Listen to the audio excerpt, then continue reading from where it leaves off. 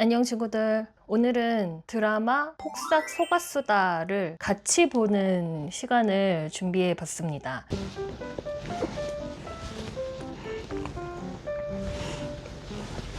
왜 벌써 눈물이 나려는 거지?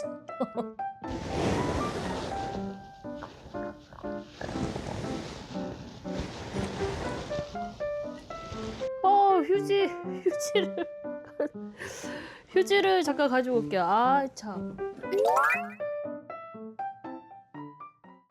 일단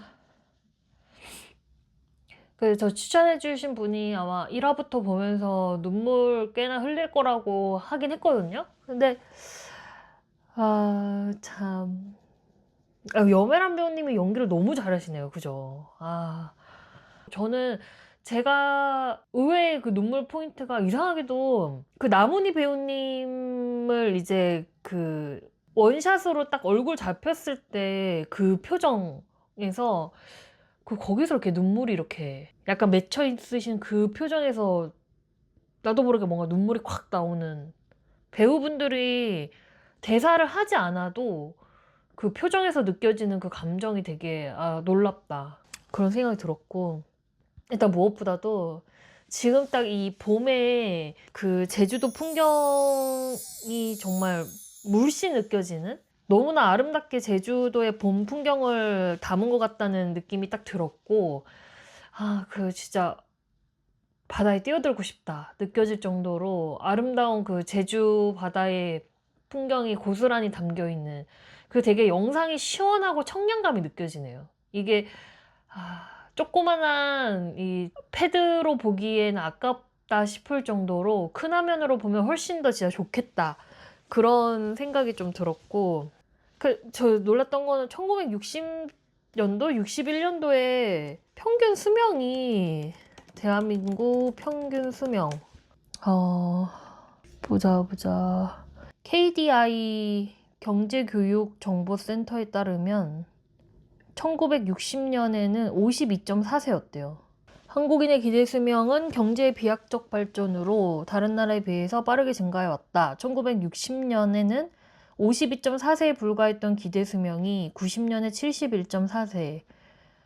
뭐 이렇다고 하네요. 진짜 52세, 51세, 53세 그랬다고 하니까, 와, 52세면 지금으로서는 은퇴도 아직 하기 전에, 은퇴를 보통 이제 63세 정도에 하시잖아요. 근데 당시에는 은퇴하기 10년 전에 이미 사망을 하는. 근데 이제 예순이 어머님은 29에 돌아가셨잖아요. 지금 제가 보고 있는 이 보고서, 왜 이런 보고서를 찾아보게 되는지 모르겠는데, 중앙대학교 적십자간호대학과 순천향대학교 간호학과에서 여성건강간호학회지라는 데서 이제 낸 해녀 노인의 건강 수준과 건강 관련 삶의 질에 영향을 미치는 요인 연구라는 이 보고서라고 해야 될까요? 여기를 보면 제주도 서귀포시 서남부 지역 어촌계에 소속되어 있는 65세 이상 해녀 노인들을 상대로 조사한 자료라고 하네요. 주된 건강 문제가 골다공증과 두통, 어지럼증이었고, 해녀들은 직업적으로 해산물을 채취하는 반복적인 지식 잠수로 인하여 두통, 어지러움, 중이질환, 근육통, 관절통 등의 건강 문제를 겪고 있으며, 이러한 증상을 방지하기 위해 잠수 전 진통제 등을 상용 복용하고 있는 것으로 나타났다. 그리고 만성 두통이 발생하는 분들이 많은가 봐요. 다이빙을 해야 되니까 다이빙으로 발생하는 두통, 귀앓이, 어지럼증을 이겨내기 위해서 장기적으로도 정기적으로 여러 종류의 약을 복용하고 있고, 조사 대상자의 약 70% 이상의 해녀분들이 진통제를 남용하고 있는 분들이라고. 그리고 근골격계 통증 및 우울에 관한 연구에서 해녀들의 신체 각 부위별 근골격계 통증 점수가 등, 허리, 어깨, 다리, 무릎 다 아픈 거 아니야 이거? 심각한 건강 문제를 겪고 있음을 보고하였다. 그리고 이제 만성적으로 두통이 있는 분들이 있는데, 이게 또 우울감이 그 요인 중에 하나라는 그런 보고가 있다고 하네요. 정말. 그러니까 이게 그러니까 어쨌든 육체 노동을 하는 건데 그것도 차가운 이제 물 속에서 숨을 참으면서 일을 해야 되는 거기 때문에 진짜 신체적으로 정말 소모가 굉장히 큰 일이 아닐까. 근데 그거를 어떻게든 그게 생계이기 때문에 약을 먹어가면서 그거를 하셔야 하는 이 작가님이 잘 하시는 그 대사 스타일이 있으신 것 같아요. 그 지게 얘기할 때 그때 약간 그 작가님의 그런 대사 스타일이 좀 느껴지는 전부 다 내 지게에 올라타려고 하는데 왜 얘만 내 지게를 같이 짊어지겠다고 하느냐. 그런 게 약간 동백꽃 그 드라마 안에서도 저는 그런 느낌의 대사들이 되게 많았던 것 같은데 그런 대사들을 어떻게 그걸 그렇게 생각을 했을까. 그리고 뭔가 그 동백꽃도 그렇고 이 지금 폭삭 속았수다도 그렇고 너무 잘 사는 사람들이 주인공이 아니라 약간의 다 이렇게 고난과 역경에 처해 있는 사람들 그리고 되게 어려움에 처해 있고 그냥 그런 사람들이 그냥 되게 바른 방법으로 나만의 길을 가는 편법이나 이런 걸 쓰지 않고 그냥 묵묵히 나의 길을 가고자 하는 그런 느낌을 항상 이제 그 드라마의 주인공들을 통해서 담아내는 모습들이 좀 무해한 느낌이라고 해야 되나? 막 권모술수를 쓰고 막 그런 캐릭터들이 아니라 그냥 진짜 순수하고 묵묵하게 남한테 폐를 끼치거나 해를 가하지 않고 자기 삶을 개척해 나가는 그런 캐릭터들을 그리려는 것 같은 되게 무해한 컨텐츠 느낌. 그런 게 되게 보면서 이 작가님의 드라마가 좋은 이유인 것 같아요. 그리고 뭔가 되게 현실적인 것 같으면서 되게 비현실적인 게 그 동맥꽃에서도 그렇고 지금 이 폭삭 속았수다에서도 그렇고 이 남자 주인공들이 항상 다 순애 요즘 정말 보기 힘든 그런 순애보를 이렇게 지키는 난 여자 주인공밖에 몰라 라는 그런 부분들이 되게 판타지 그게 가장 판타지인 것 같아요. 그리고 동백꽃에서도 그렇고 이 폭삭 속았수다에서도 그렇고 사실 우리 옆집에 사는 사람 얼굴도 잘 알기 힘든 시대인데 이웃 사람들하고 너무 가족 같아요. 다 너무 정겹고 옆집에 안 좋은 일이 생기면 나도 같이 힘들어하고 내가 가서 같이 위로해주고 응원해주고 좋은 일이 생기면 다 같이 좋아해주고 물론 거기서 입을 삐쩍거리는 사람도 있지만 대체로는 축하해주고 좋아해주고 하는 그런 분위기가 그게 너무 판타지야. 요즘 현실에서는 볼 수 없는.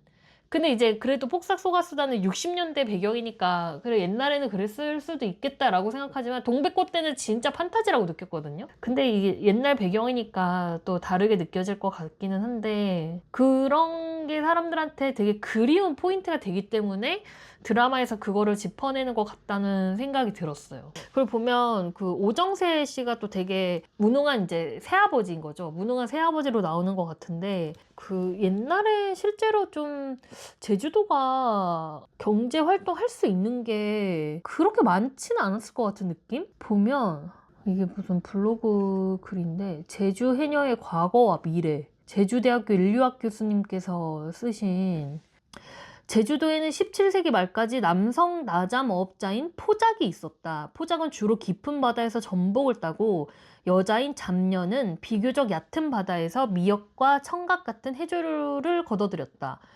그러나 18세기 초가 되면 여자가 물질을 전담하게 된다. 왜 여자만 물질을 하게 되었을까?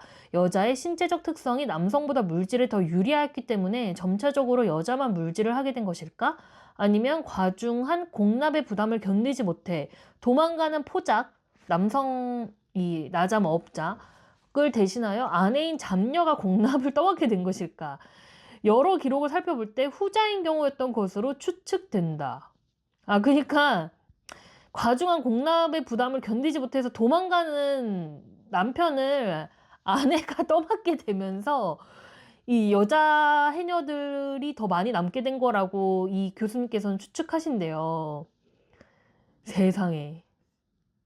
여기 보면 제주 해녀라고 해서 특이한 체질을 가지고 태어나지 않는다. 오랜 기간 반복적인 물질을 통해 해녀가 되어가는 것이다. 제주도의 해녀가 가장 많았던 1960년대 해안 마을의 소녀들이 수심이 낮은 애기 바당 아기바다에서 물질을 배우는 것은 매우 자연스러운 풍경이었다. 대개 17살경 해녀가 되었는데 물질 전후에 옷을 갈아입고 물질 중간에 불을 쬐던 불턱의 한 자리를 차지하는 일을 반복해 감으로써 완전한 해녀가 되었다. 제주도의 척박한 화산 토양 탓에 제주 해녀는 가정 경제를 책임지기도 했다고 하네요.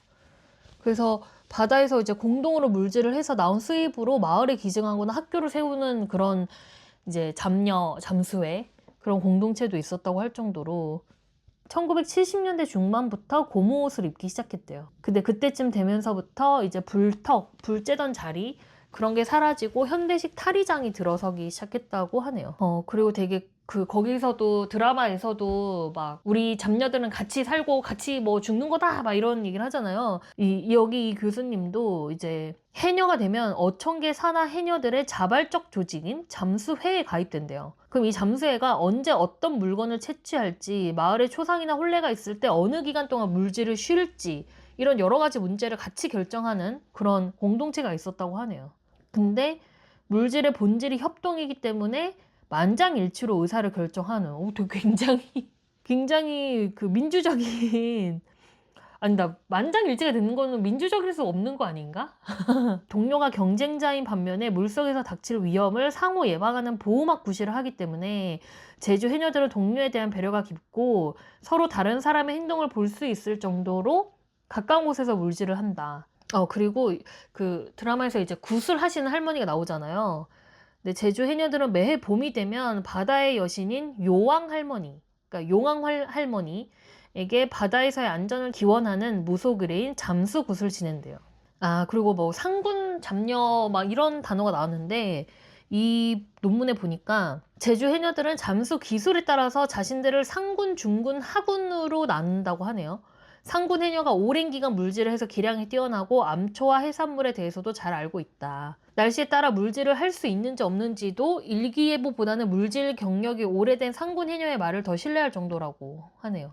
그리고 여기 이제 지속 가능한 삶의 방식으로서의 물질이라는 이 부분에서 해녀들은 자신들이 일하는 바닷속을 바다밭으로 인식해서 1년에 두세 번 해안가와 조간대에서 공동으로 잡초를 제거한다고 하네요. 이거를 해야 채취하려고 하는 해초나 조개류의 먹이가 되는 해초가 더 잘 자라도록 돕기 위한 지속 가능한 방식을 이제 고민하는 해녀분들의 지혜. 그러니까 이게 그런 이제 현실에서 지금 현대 사회에서 볼 수 없는 커뮤니티가 생길 수밖에 없는 게 내 전복을 제가 따갈 수도 있지만 내가 뭐 위험할 때 뭐 진짜 숨이 딸려서 못 올라가고 이럴 때는 내 동료 해녀가 나를 구해줘야 하기도 하고 물이 무슨 구역을 나눠서 너는 여기까지만 채취하고 이럴 수 있는 게 아니니까 다 같이 이 바다를 관리를 해서 다음에 이제 내가 따야 할 이 제품들이 잘 자랄 수 있도록 공동 관리해야 되는 그런 시스템이기 때문에 그러다 보니까 이제 가족처럼 지내게 되고 그래서 이제 애순이 엄마가 돌아가셔도 이제 그 다른 이제 잡녀분들이 애순이를 이모처럼 약간 이렇게 옆에서 지켜보는 그런 풍경들이 가능한 게 이제 그 제주도의 어떤 그런 특성 그런 게 또 있는 것 같네요.